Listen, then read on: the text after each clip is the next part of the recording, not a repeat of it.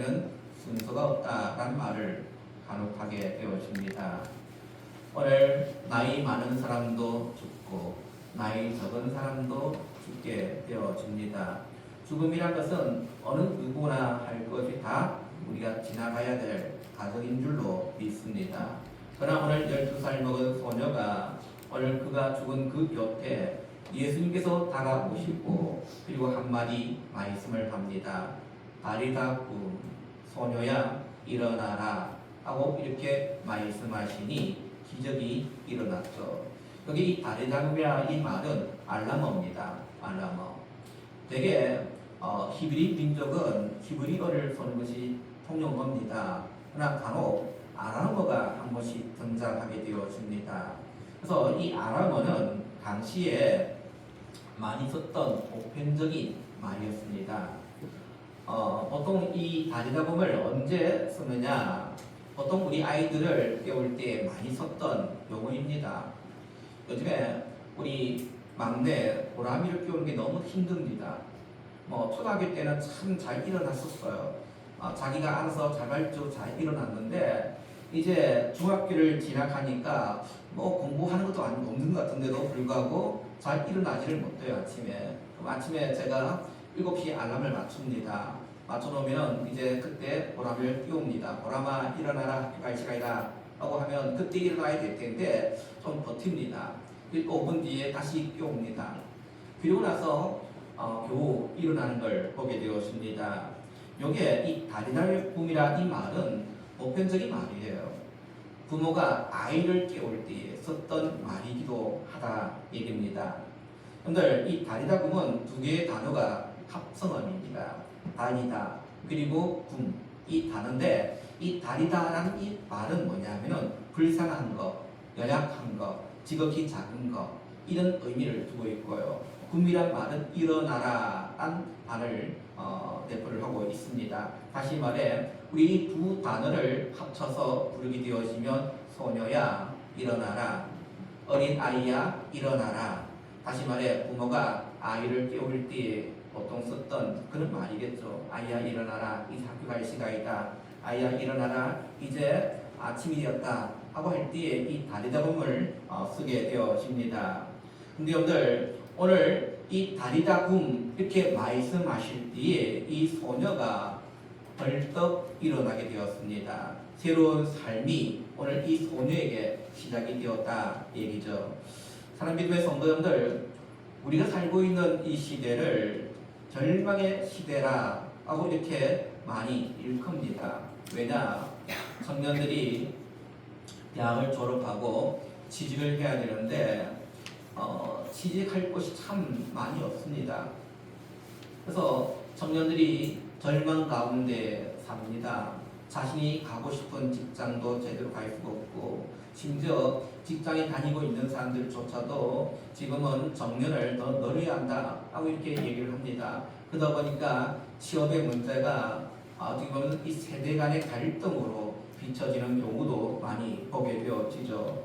그런데 오늘 우리가 살고 있는 이 시대는 절망의 시대고요. 다시 일어설 수 있는 그런 기력도 없이 주저앉아버린 그런 인생을 우리는 살고 있습니다. 그럴 때 필요한 것이 무엇이겠습니까? 기적이죠. 단순한 오늘 사회적 경신이 아닌 오늘 우리에게 필요한 것은 기적이 필요함을 오늘 성경 우리에게 말씀합니다. 생명의 기적이 필요한 거죠. 오늘 그것은 예수님의 음성인 겁니다. 예수님께서 우리를 향해서 다리다꿈이라고 말씀하실 때 오늘 우리가 절망 가운데 있는 우리 모든 믿음의 성도들이 일어나는 그 놀라운 기적들이 우리 가운데 일어나기를 간절히 원합니다. 그렇다면 오늘 내 삶에 이렇듯 부활의 기적을 경험하려면 무엇을 해야 옳을까요?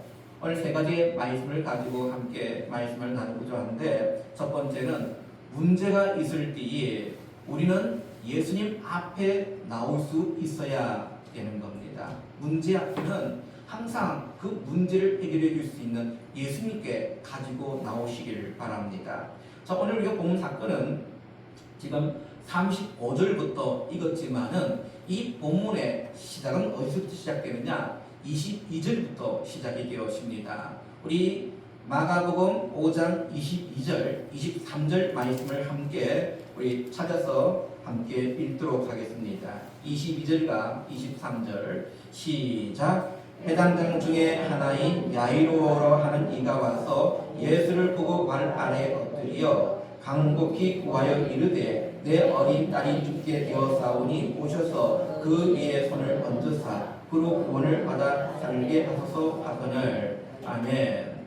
오늘 이 본문의 시작은 35절이 아닌 22절부터 시작되는데 이 죽게 되어진 이 아이의 아버지의 직업이 뭐냐? 해당장이라고 이렇게 기록이 되어 있습니다. 이 해당장은 그 당시 이스라엘 사회에서는 높은 지위에 있었던 사람이었습니다.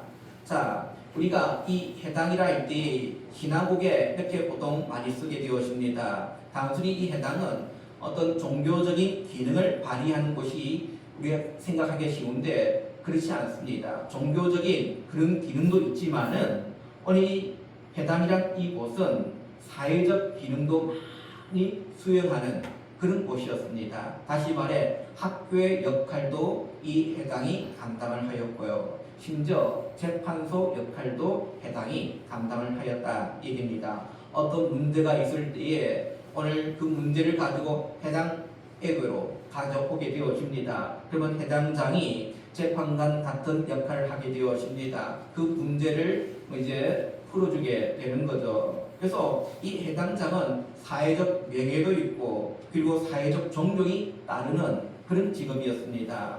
심지어 어느 해당장은 그 크기가 커서 해당장에 3명씩이나 배치가 되어지는 그런 경우도 있었다라고 합니다. 성지수리를 해보면은 가보남에 가면은 이 해당장 터를 이제 가게 되어집니다. 가보면은 그 해당 터가 얼마 크냐 우리 교회보다 더 큽니다. 그런 넓은 큰 해당도 있었다 얘기입니다. 자, 이 정도의 신분을 누리고 있는 사람이 예수를 찾아오기가 쉽겠습니까? 어렵겠습니까? 어렵습니다. 왜냐? 그 당시에 예수님에 대한 평가는 젊은 예언자 내지는 선지자, 아직까지 사회적으로 공인되지 못한 사람, 심지어 어떤 사람들은 예수님을 이단이라고 할 정도로, 심지어 어떤 사람은 바알세불을 쫓아서 지금 기적들을 일으키고 있다고 생각하는 사람들도 있었다는 거죠. 그런 가운데에 이 해당장이 예수님 앞에 엎드릴 수가 있느냐? 쉬운 일이 별거 아니었다 얘기입니다.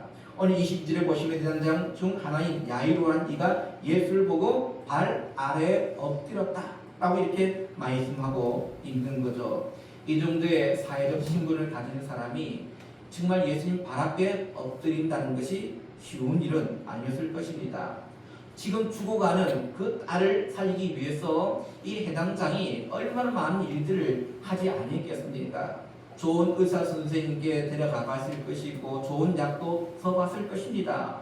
그러나 별 소용이 없었다 얘기죠. 이제 그에게 남은 것은 마지막 희망 밖에는 없었다는 겁니다. 그것은 예수님께 나와 자신의 문제를 아뢰는 것밖에 없었다는 거죠.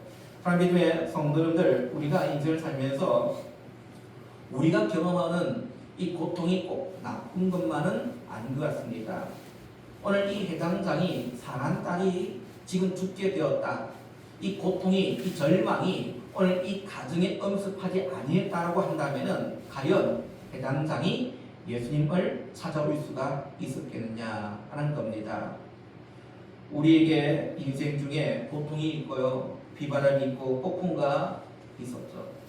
그것 때문에 어떤 사람들은 예수님을 찾게 되어지고 예수님께 나와서 경배하고 예수님을 나의 구주로 영접하는 그런 이들도 있습니다. 어떤 이들은 그런 것이 없어서 여전히 예수를 찾지 못하는 그런 이들도 있다는 거죠. 과거에 종교도들은 얘기할 때에 고통과 역경이라는 것이 우리를 찾아오는 연장된 축복이라고 이렇게 가르쳤습니다. 우리가 볼 때는 고통이에요. 그리고 절망입니다. 근데 이것이 하나님의 입장에 볼 때 우리에게 주시는 연장된 축복이다. 그런 이야기입니다. 이 고통이 그리고 이 역경이 결국은 해당장을 겸손하게 만들었다 얘기입니다. 자기가 가지고 있는 지식, 경험 이걸 다 송두리째 다 던져버리고 이제는 나의 마지막 희망, 소망인 예수를 찾아야겠다. 이 소망 가운데에 지금 예수께 나와서 무릎을 꿇고 엎드리지 아니합니까? 어디 해당장이 예수를 찾아와서 엎드릴 때에 한 번만 구했겠습니까? 23절에 보면 간곡히 구하여, 간곡히 구하여. 이 말이 무슨 말입니까? 예수님, 내 딸을 살려주십시오. 지금 내 딸이 죽어가고 있습니다. 내 딸에게 손을 얹으시고 제발 기도만 해주십시오. 아마 이런 마음을 가지고 이렇게 외치지 아니겠습니까?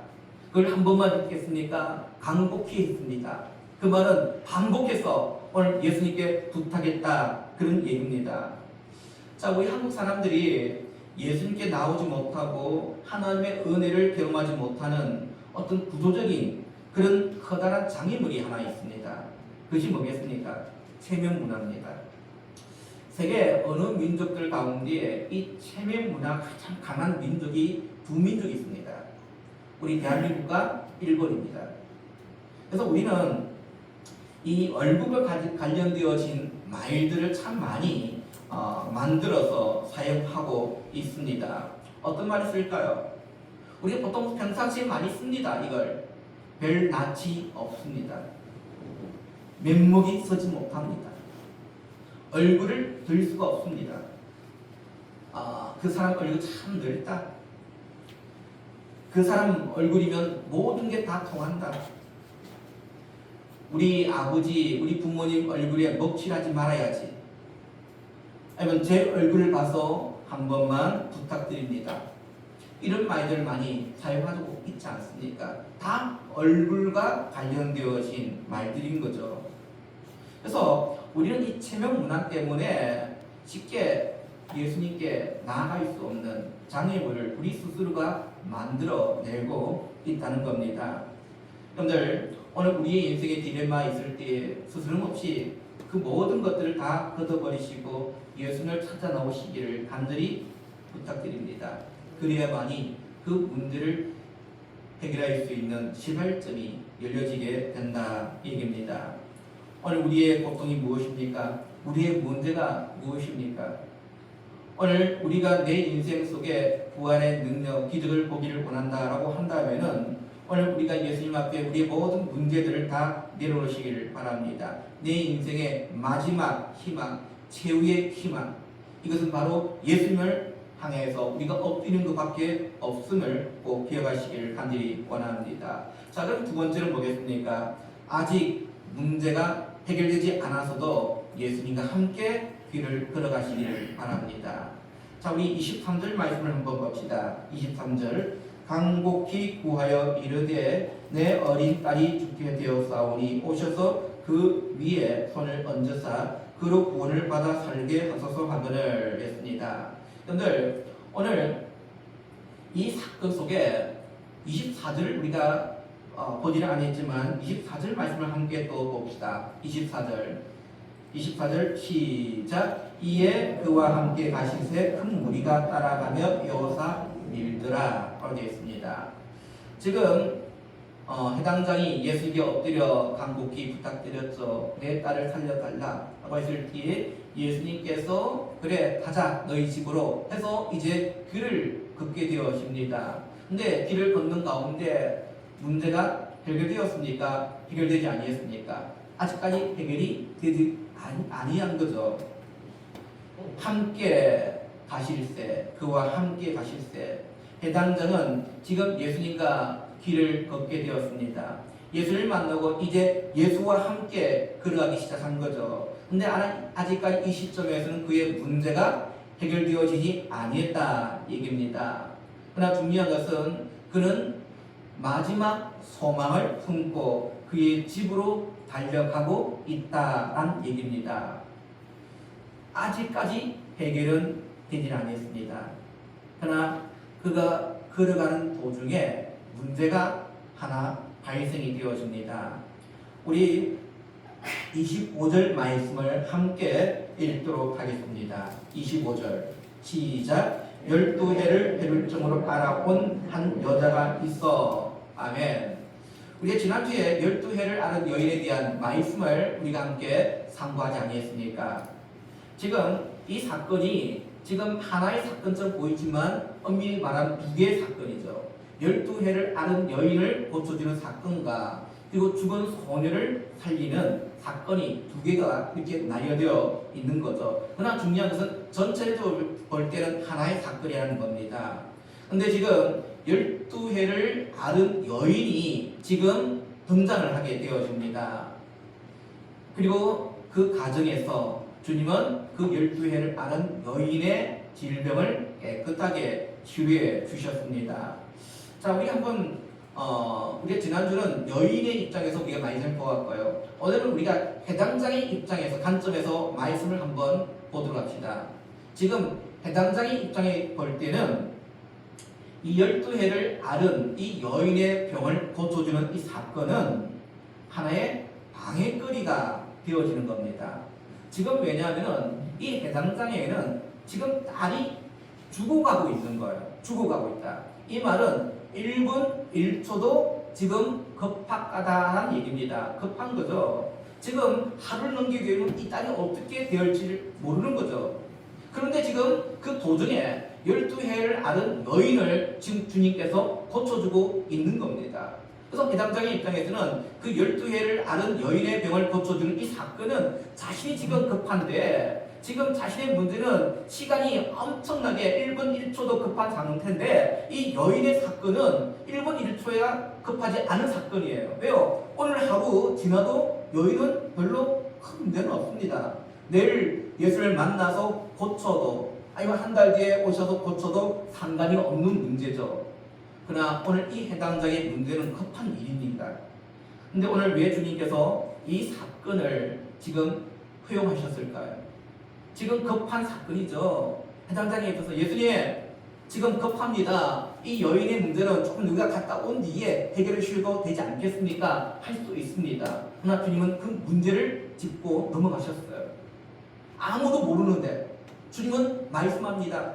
누가 내 옷을 손대느냐? 하고 말씀합니다. 그리고 여인을 끄집어냅니다. 여인의 신앙 고백을 들으셨습니다. 자, 오늘 우리가 이렇게 주님께서 이렇게 허용하시는 이유가 두 가지가 있습니다. 첫 번째 이유는 해당장 야이로의 믿음을 강화시키기 위한 그런 의도적인 사건이었다는 겁니다. 지금 내 문제가 급합니다. 내 문제가 시급합니다. 우리가 기도를 해보도요. 어떤 사람들의 기도는 참 잘 들어주시는 것 같아요. 뭐 오늘 기도했는데 오늘 당장 기도 응답이 있는 사람도 있고요. 나는 열심히 기도했는데 불구하고 나는 아직까지 응답이 잘 되어지지 않는 그런 경우도 우리가 경험하게 되어집니다. 여러분들 다른 사람들은 다 응답받는데 왜 나에게는 응답이 없습니까? 이렇게 우리는 불평할 수도 있지 않습니까? 그러나 우리가 그런 생각들을 가질 때 좀 마음을 좀 바꿔보시기를 바랍니다. 어떻게 바꿀 수 있을까요? 오늘 다른 사람들의 기도를 들어주시는 주님, 그렇다면 오늘 나의 기도도 들어주실까요? 이렇게 마음을 바꾸시기를 바랍니다. 우리가 믿음 생활하면서 우리의 가장 큰 장애가 뭐냐? 시기입니다. 왜 저 사람은 되고 나는 안 됩니까? 이런 생각들. 근데 우리의 생각을 좀 바꾸십시오. 하나님, 저 사람의 기도를 들으신 주님, 그럼 나의 기도도 들으시겠죠. 그렇게 하면서 우리가 하나님께 기도할 수 있는 그 믿음의 성도들이 되십시오. 저 사람의 사랑과 긍휼을 베푸신 주님의 손길이라면 오늘 나에게도 동일하게 긍휼과 사랑을 베풀어 주실 거예요. 이런 마음으로 나아가기를 간절히 바랍니다. 두 번째는 뭐겠습니까? 바로 해당장 야유의 믿음을 테스트하기 위해서 하였다는 겁니다. 지금 주님은 지체하고 있습니다. 우리가 성질을 급한 사람 같으면 주님, 지금 우리 딸이 급합니다. 우리 딸이 지금 죽게 되었습니다. 지금 이 여인의 문제는 좀 뒤에 하셔도 되지 않겠습니까? 하고 이렇게 주님 앞에 나설 수도 있지 않겠습니까? 아니면 그냥 때려치워라. 그냥 내가 우리 딸을 살보겠다 하고 도망갈 수도 있지 않겠습니까? 오늘 주님은 이 야이로의 믿음을 테스트를 하고 있는 겁니다. 네가 기다릴 수가 있느냐는 겁니다. 네가 포기하지 않고 기다려줄 수 있느냐는 겁니다. 야이로의 입장에는 지금 기다릴 수 있는 입장이 아닌 거죠. 그럼에 불구하고 주님은 이 야이로의 믿음을 테스트합니다. 너 잠시 기다릴 수 있느냐? 하고 말씀합니다. 사복음서에 예수님의 생애가 다 기록이 되어 있죠. 근데 이 사복음서에 보면은 특별히 기도의 교훈과 가장 많이 교훈하고 있는 복음서가 누가복음입니다. 누가복음은 달리 다른 복음서와 달리 이 기도와 관련되어진 사건들이 많이 비유로 말씀을 하고 있는데 그 대표적인 것이 누가복음 18장에 보면은 불의한 재판관에게 가부가 호소하는 내용이 있지 않습니까? 이 불의한 재판관에게 가부가 너무도 억울한 일을 당해서 재판관에게 호소를 합니다. 누가복음 18장 1절에 보면은 그 배경을 항상 기도하고 낭망치 말할 것은 비유로 말씀하여 라고 말씀합니다.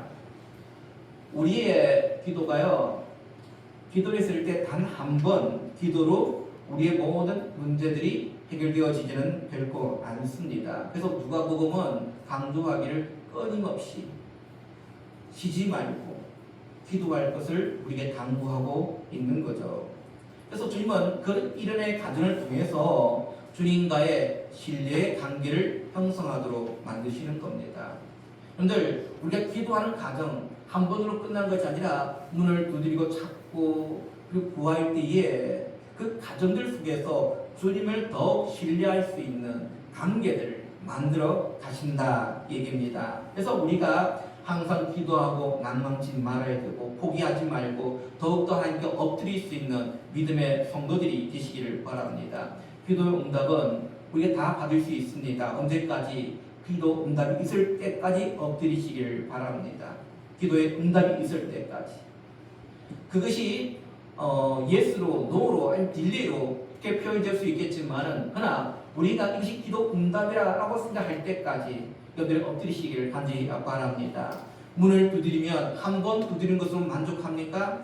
우리가 다른 집을 방문했을 때도 우리가 그 사람 대문을 두드립니다. 한 번 나오지 않습니다. 그러면 집에 돌아갑니까? 그렇지 않잖아요. 또 두 번 두드리고요, 세 번 두드리고 혹시나 그 사람이 듣지 못했을까 싶어서 두 번, 세 번, 네 번을 두드립니다. 우리가 문을 두드릴 때 그렇게 하는데 기도 응답도 마찬가지다 얘기입니다. 두드리시기를 바랍니다. 구하시기를 바랍니다. 찾으시기를 간절히 바랍니다. 계속 찾고 문을 두드리시고 그리고 두드리실 때에 하나님의 응답이 있을 줄로 믿으시기를 간절히 바랍니다. 우리가 닫혀진 문 앞에서 우리의 인생을 절망하고 포기하고 싶은 사람들이 계시겠죠. 그렇다면 두드리시기를 바랍니다. 찾으시기를 바랍니다. 그럴 때에 오늘 우리의 모든 문제들이 해결되어짐을 믿으시기를 간절히 바랍니다. 자, 그리고 마지막 세 번째는 최악의 절망 속에서도 예수를 믿으셔야 된다는 겁니다. 최악. 여러분들, 오늘 35절은 어떻게 시작하고 있습니까? 35절 말씀을 우리 다 같이 함께 읽도록 하겠습니다. 아직 예수께서 말씀하실 때에 회당장의 집에서 사람들이 와서 회당장에 이르되 당신의 딸이 죽었나이다. 어찌하여 선생을 더 괴롭게 하나이까? 집에 사람들이 왔어요. 그리고 당신의 딸이 죽었다라는 소식을 전하게 됩니다. 이 상황은 모든 상황이 이제 다 끝났다는 겁니다. 희망은 사라졌다는 겁니다. 어찌보면 철저한 절망의 보고인 거죠. 그래서 해당장의 집에는 지금 장례 준비로 지금 소란스럽습니다. 38절 이하에 보면은 이 장례식 준비를 하는 광경을 설명하고 있지 않습니까? 해당장의 집에 함께 가서 가사 얻어낸 것과 사람들이 울며 심히 통곡함을 보시고 이게 지금 해당장 집에 지금 일어나고 있는 광경인 겁니다. 쉽게 말하면 장례식을 준비를 하고 있는 겁니다. 사람들이 소리를 내고 그리고 울며 어떤 사람은 울고 어떤 사람은 떠들고 이런 분위기였다 얘기입니다. 자, 그런데 주님은 그런 분위기 속에서 36절 말씀이 참 중요하죠. 우리 36절 말씀을 함께 읽도록 하겠습니다. 시작. 예수께서 그 하는 말을 곁에서 들으시고 해당 자에게 이르시되 두려워하지 말고 믿기만 하라 하시고. 아멘. 여기 주님께서 뭐라 얘기합니까? 두려워하지 말고 믿기만 하라 말씀합니다. 그런데 이 시제가 현재 시제로 되어 있습니다. 그 말은 뭐냐? 현재 시제. 무슨 뜻이냐? 두려워하지 말고 믿으라. 계속 믿으라 이 말입니다. 지금 사람들은 상황끝이고 절망이 되었다 하고 말을 하는데 주님은 이 상황에서 너가 계속 믿어야 한다 하고 말씀합니다. 그럴 때 기적이 일어날 것이다 하고 우리에게 설명하고 있는 거죠. 잘 믿음의 성도님들, 기적은 마침내 일어납니다. 인생을 살면서 우리가 경험한 최후의 절망, 마지막 절망이 무엇이겠습니까? 그것은 우리가 죽음이라 하고 말을 합니다. 죽음은 모든 사람들 다 삼키지 않습니까?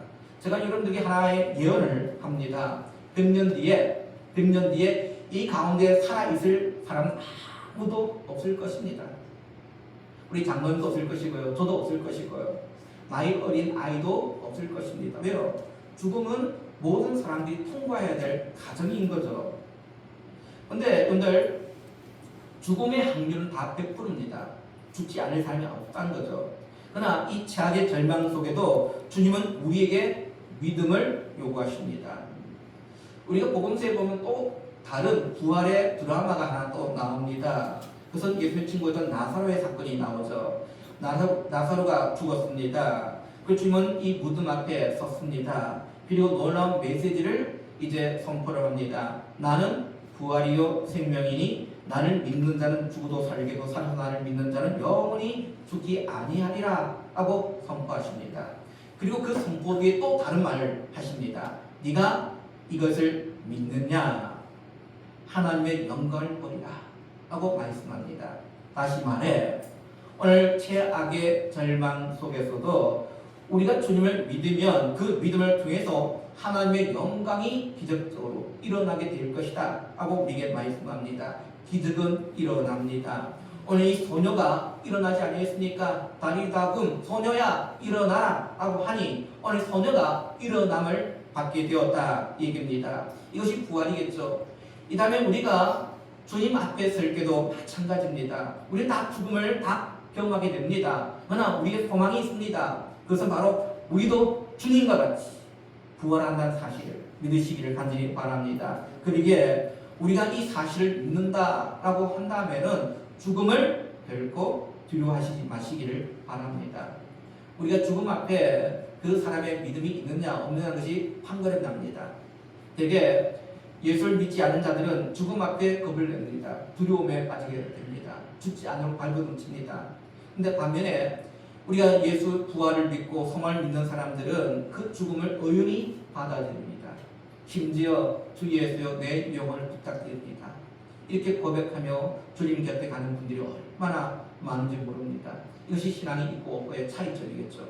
삶의 성도들, 그러기에 우리는 부활이 있는 신앙을 믿고 있습니다. 우리가 잠자리에 들면서 우리가 절망하는 사람은 없을 겁니다. 그 이유는 그 다음날 일어날 것을 우리가 확신하기 때문이겠죠. 부활이 그것입니다. 우리의 부활은요, 다시 일어난다는 그 믿음 우리에게 있음을 꼭 기억하시기를 바랍니다. 우리는 이 죽음의 사건 앞에서도 우리는 절망할 필요가 전혀 없음을 깨달으시기를 바랍니다. 그러나 육체적 사망 못지않은 것이 또 있죠. 바로 영적 사망인 겁니다. 영적 사망.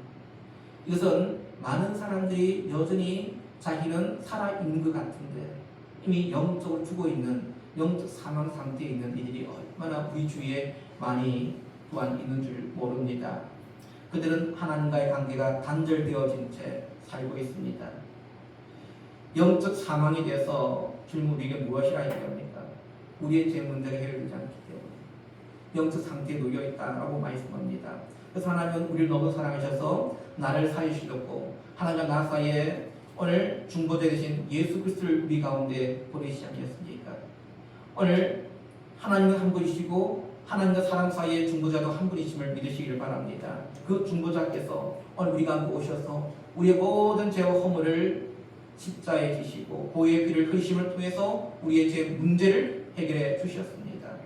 그래서 우리가 그분을 믿음을 통해서 우리가 하나님과 나 사이에 그 단절되어진 관계가 회복되어졌고 그리고 부활의 소망을 안고 살아가게 되었다는 사실이죠. 새로운 생명이 우리에게 잉태되었다 얘기입니다. 새로운 삶이 시작되어지게 된 겁니다. 자, 믿음의 성도님들 그렇습니다. 오늘 주님은 우리 곁에 오셔서 다리다굼 하고 말씀합니다. 사랑하는 아들아, 사랑하는 딸아, 일어나라 라고 말씀합니다. 절망의 시대에, 소망 없는 시대에 살아가고 있는 우리들에게 다리다굼 하고 우리에게 말씀하십니다. 그럴 때 우리 모든 믿음의 성도들이 하나님의 음성을 들으시고 일어서시기를 바랍니다. 우리를 향해서 그 다정한 손을 내밀어 주실 때 그 손을 붙잡고 일어설 수 있는 믿음의 성도들이 되시기를 간절히 바랍니다. 우리가 이 땅 가운데 절망을 소망으로 받고 있는 유일한 방법은 하나님의 음성밖에 없음을 기억하시고 오늘 우리를 향해서 다리다굼하고 말씀하실 때 주여 내가 여기 있나이다 라고 하면서 그 내밀어진 손을 붙잡고 일어설 수 있는 다시금 우리의 삶이 시작되어질 수 있는 새로운 삶이 시작되어지는 그 놀라운 은혜의 경험들을 행할 수 있는 저와 여러분 되시기를 주님의 이름으로 축원드립니다. 기도합니다. 조신 아버지 하나님 오늘 우리에게